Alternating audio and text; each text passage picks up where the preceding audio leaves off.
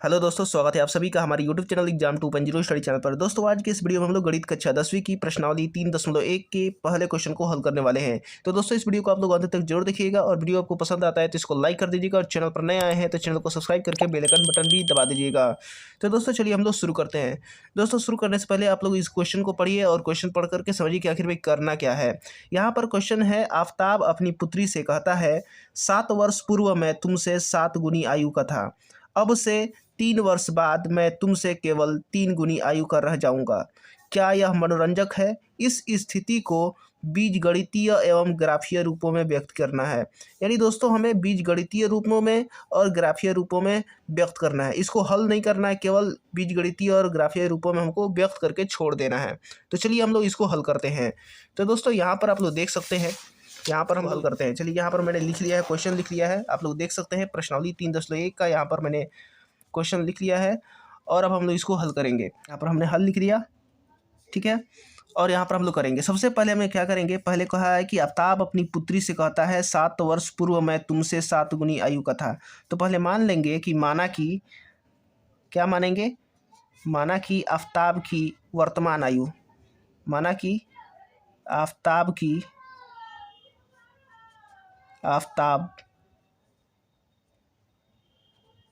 वर्तमान आयु मानेंगे, क्या मानेंगे, एक्स मानेंगे।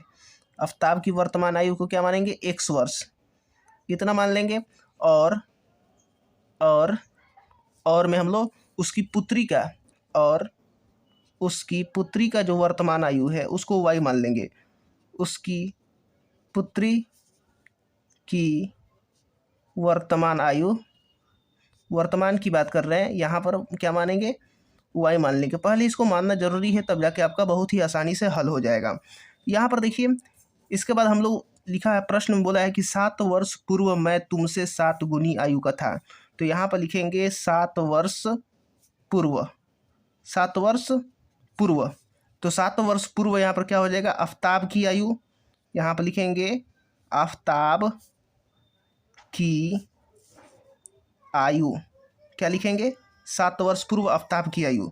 तो आफ्ताब की आयु कितना हो जाएगा, करेंट जो दिया गया है यानी वर्तमान है एक्स, तो एक्स में से 7 वर्ष घटा देंगे तो क्या हो जाएगा, इतना वर्ष हो जाएगा, ठीक है। और उसकी पुत्री की आयु क्या लिखेंगे इसका यहाँ पर, और उसकी पुत्री की आयु, तो दोस्तों इसका भी हो जाएगा, वाई में से 7 घटा देंगे यानी वाई माइनस 7 वर्ष। चलिए अब जो प्रश्न कहा है, जो स्थिति यहाँ पर दी गई है, पहली स्थिति ये है कि 7 वर्ष पूर्व मैं तुमसे 7 गुनी आयु का था।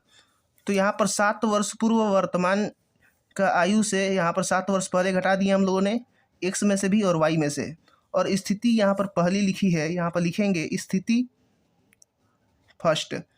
पहली स्थिति में क्या दिया है कि जो आफ्ताब की आयु है वो 7 गुनी है, किसके, इसकी पुत्री की, क्योंकि यहाँ पर कहा है 7 वर्ष पूर्व मैं तुमसे 7 गुनी आयु का था। कौन कह रहा है, आफ्ताब कह रहा है, यानी आफ्ताब बड़ा है 7 गुनी का, यानी यहाँ पर x माइनस 7 ये आफ्ताब का आयु हो गया।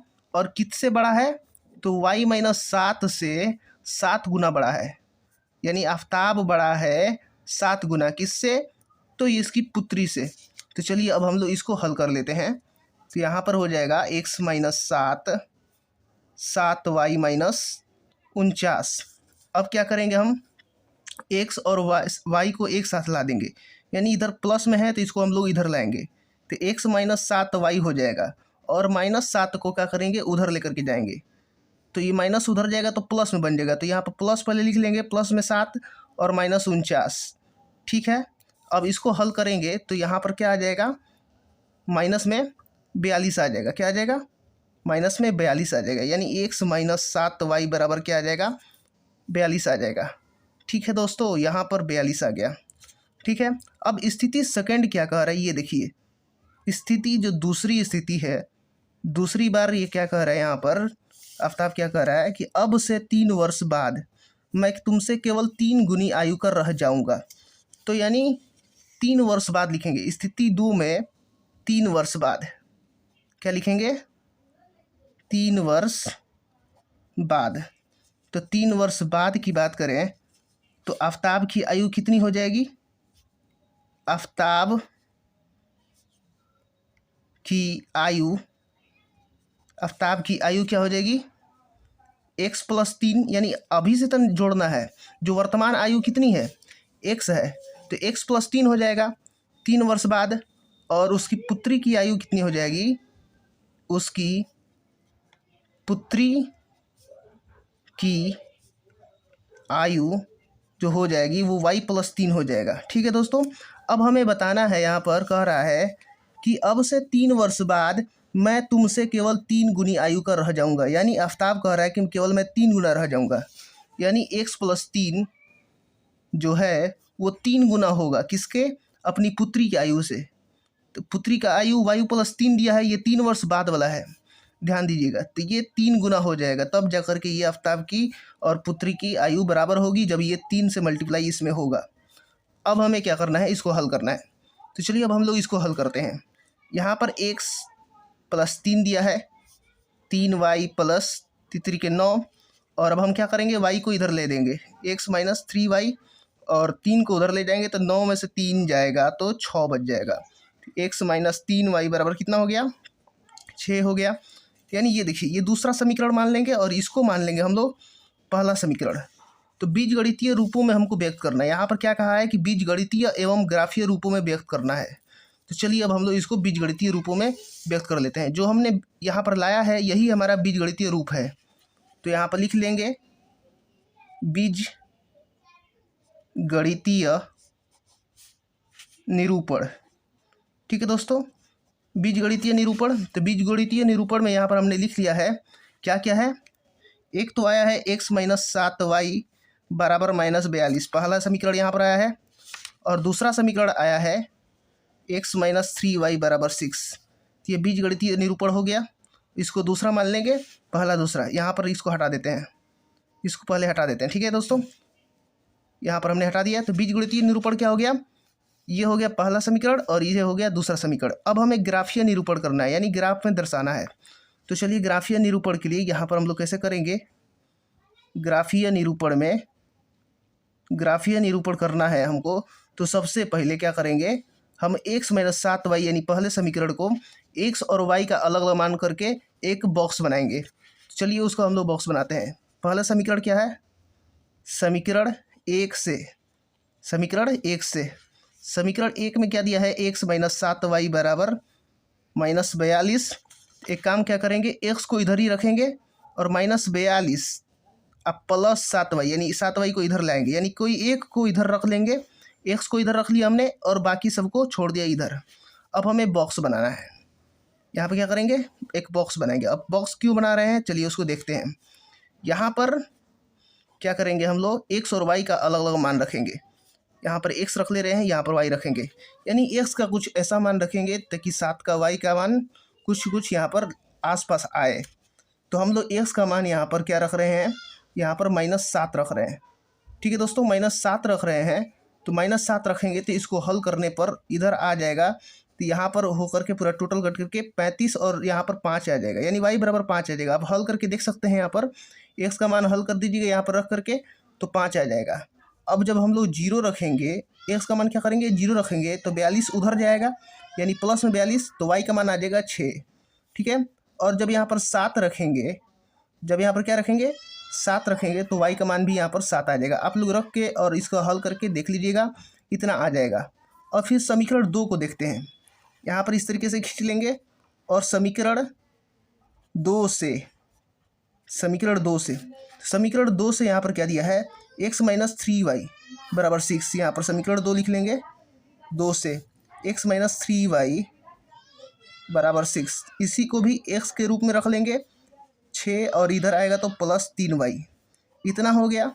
अब हम लोग x और y का मान अलग अलग रखेंगे। अब दोस्तों यहाँ पर भी हम लोग x और y का मान निकालेंगे। चलिए हम लोग इसका भी x y मान निकाल लेते हैं। x यहाँ पर रख लेते हैं, y यहाँ पर, यानी x का मान यहाँ पर अब कुछ ऐसा रखेंगे कि y का मान आसपास आ जाए। तो चलिए दोस्तों देखते हैं। x का मान यहाँ पर 0 रखेंगे तो y का मान कितना आएगा? देखिए 6 इधर जाएगा, यानी 3 दूनी के 6, तो -2 आएगा, क्योंकि माइनस में इधर आएगा तो माइनस हो जाएगा, -2 आ जाएगा। आप लोग हल करके देख सकते हैं। अगर हम लोग यहाँ पर क्या रख रहे हैं यहाँ पर -3 रख ले रहे हैं। -3 रखेंगे तो इधर आएगा तो यानी -9, यानी यहाँ पर आ जाएगा कितना, 3, -3 रखने पर -3 ही आएगा। ठीक है दोस्तों। और 6 रख रहे हैं, अगर यहाँ पर 6 रख रहे हैं तो 6 में से 6 जाएगा 0, यानी y का मान 0 आ जाएगा। अगर यहाँ पर 6 रख रहे हैं तो y का मान 0 आ जा रहा है। अब दोस्तों और कुछ करना नहीं है, ग्राफीय निरूपण के लिए क्या करना है, x और y का ग्राफ पर हम लोग पॉइंट दर्शा देते हैं, और जो पॉइंट दर्शाते हैं उस पर बस लाइन खींच देते हैं, रेखा खींच देते हैं, वही हमारा ग्राफीय निरूपण हो गया। तो चलिए अब इसको हम लोग पहले दर्शाते हैं, फिर उसके बाद इसको दर्शा देंगे। तो चलिए यहाँ पर हमने ले लिया है एक ग्राफ, यहाँ पर हमने बना लिया है। ग्राफ पेपर भी आप यूज कर सकते हैं इसके बदले में। तो आप यहाँ पर क्या कीजिएगा, इसको हम लोग मान लेते हैं x, और ये हो जाएगा x डैश, और ये वाला ऊपर हो जाएगा हमारा y, और नीचे हो जाएगा y डैश। दोस्तों यहाँ पर बता रहे हैं x का मतलब यहाँ पर ये प्लस में है, और x डैश का मतलब इधर सब के सब माइनस में जाएगा। इधर y का मतलब प्लस में जाएगा और y डैश का मतलब माइनस में जाएगा। तो चलिए हम लोग बराबर बराबर यहाँ पर पहले मान लेते हैं। तो यहाँ पर कैसे मानेंगे, कितना मानेंगे वो भी देख लीजिए दोस्तों। यहाँ पर अंक जो है -7, 5, 0, 6 और 7, 7 इसी तरीके से आ रहा है, यानी 0, -2, -3, -3, 6, 0, यानी 0, 1, 2, 3, 4, 5 यही सब आ रहा है। तो चलिए हम लोग यही हम लोग मानेंगे। तो यहाँ पर क्या मानेंगे, इस तरीके से अधिकतम कितना है, 7 है। अधिकतम कितना है, 7 है। तो चलिए हम लोग यहाँ पर 7 हम लोग पॉइंट देख लेते हैं। ये रहा हमारा स्केल, और यहाँ पर हम लोगों ने 7 पॉइंट यहाँ पर लिख दिया। देखिए यहाँ पर भी हम लोग लिख देंगे, ये छोटा छोटा पहले एक मान दे रहे हैं, 1, 2, 3, 4, 5, 6, 7, 8। ठीक है दोस्तों, यहाँ पर हमने इस तरीके से मान लिया है। तो जब इधर भी मान लिया तो इधर भी मानना होगा हमको। 1, 2, 3, 4, 5, 6, 7, 8। आप अधिक भी लिख सकते हैं, कोई ज़रूरत नहीं है यहाँ पर लिखने का, आप लिख सकते हैं 1, 2, इस तरीके से हम लोग लिख दे रहे हैं।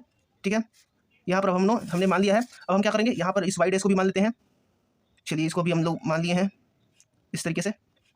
चलिए अब हम लोग इसको पॉइंट को दर्शाते हैं। जो पॉइंट यहाँ पर हमने निकाला है पहला समीकरण का पॉइंट क्या, पहला -7 और 5, 0 और 6। तो -7 और 5 का मतलब क्या हुआ है, ये देखिए इसको हम लोग लिख दे रहे हैं 1, यहाँ पर लिख दे रहे हैं 1, 2, 3, 1, 2, 3, 4, 5, 6, 7, 8। इधर हो जाएगा -में 1, -में 2, -में 3, -में 4, -में 5, -में 6, -में 7। यहाँ पर लिख देंगे हम लोग, क्या लिखेंगे, -में 1 लिखेंगे, -में 2 लिखेंगे, -में 3, -में 4, इसी तरीके से -में 5, -में 6, -में 7 इस तरीके से लिख देंगे। ऊपर भी लिखेंगे 1, 2, 3, 4, 5, 6, 7 इस तरीके से हम लोग यहाँ पर लिख लिए हैं। अब हमें दर्शाना है, पहला दिया गया है और बीच में जो है यहाँ पर 0, 0 होता है। क्या होता है, ओरिजिन है, यानी जो सेंटर है यहाँ पर मूल बिंदु ओरिजिन ओ दर्शाते हैं। यहाँ पर 0, 0 रहता है। पहले देखिए यहाँ पर -7 और 5 रख रहे हैं, यानी एक्स पर कितना चलेंगे, -7 चलेंगे। तो चलिए एक्स एक्सिस ये है, तो हमें एक्स एक्सिस पे चलना है, एक्स पर -7 चलेंगे। 1, 2, 3, 4, 5, 6, 7, हमने 7 चल लिया यहाँ पर 7 हमने चल लिया। अब हम लोग y पर प्लस में जाएंगे, क्योंकि +5 है तो प्लस में 5 जाएंगे हम लोग। यहाँ पर चलेंगे 1, 2, 3, 4, 5, यानी यहाँ पर ये वाला बिंदु जो आएगा यहाँ पर इस तरीके से, इस वाले सिधाई में यहाँ पर ये रहा, ये बिंदु हमारा क्या हो जाएगा, 5 हो जाएगा, यानी -7 और 5 हो जाएगा। -7 और 5 ये बिंदु हो जाएगा। अब हमें क्या करना है, ये देखिए 0 और 6 कह रहा है लिखने के लिए, तो 0 और 6 लिखेंगे। तो 0 तो यहाँ पर है, एक्स एक्सिस पर कितना है 0, और वाई एक्सिस पर कितना चल रहा है तो 6, यानी यहाँ पर ये इस तरीके से यहाँ पर आ जाएंगे।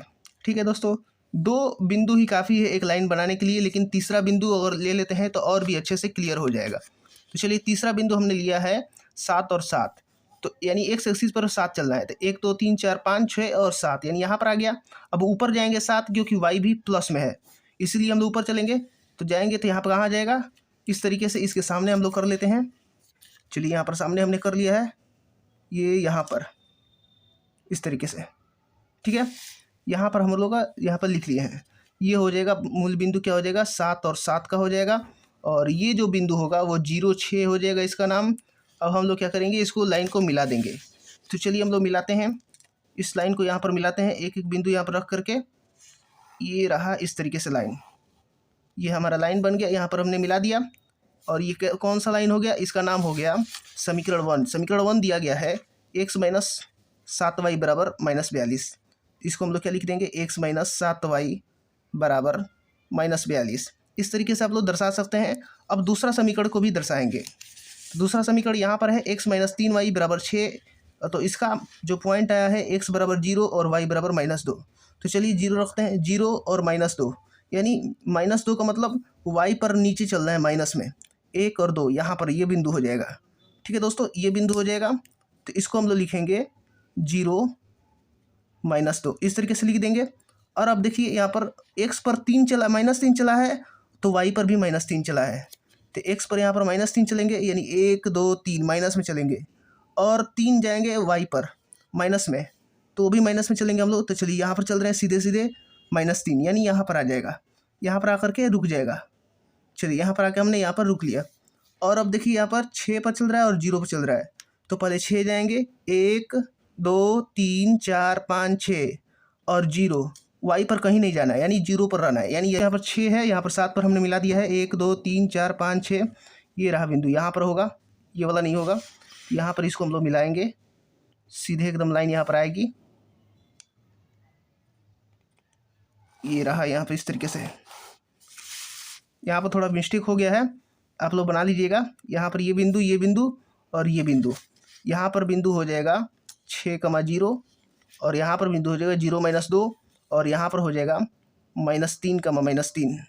ठीक है, ये जो लाइन बनेगी वो बनेगी x बराबर 6 + 3y, यानी x - 3y बराबर 6, x - 3y बराबर 6। ये वाला हमारा दूसरा लाइन हो गया। बस हमें दर्शाना था, तो इस तरीके से आप लोग दर्शा सकते हैं। पहले बीजगणितीय रूपों में दर्शाएंगे, यानी इस तरीके से x - 7y - 42, x - 3y बराबर 6, और उसके बाद ग्राफीय विधि से यहाँ पर इस तरीके से दर्शा देंगे। पहले पॉइंट निकालेंगे, फिर उसके बाद ग्राफ पर दर्शा देंगे। तो दोस्तों उम्मीद करता हूँ कि वीडियो समझ में आ गई होगी। तो मिलते हैं अगले वीडियो में।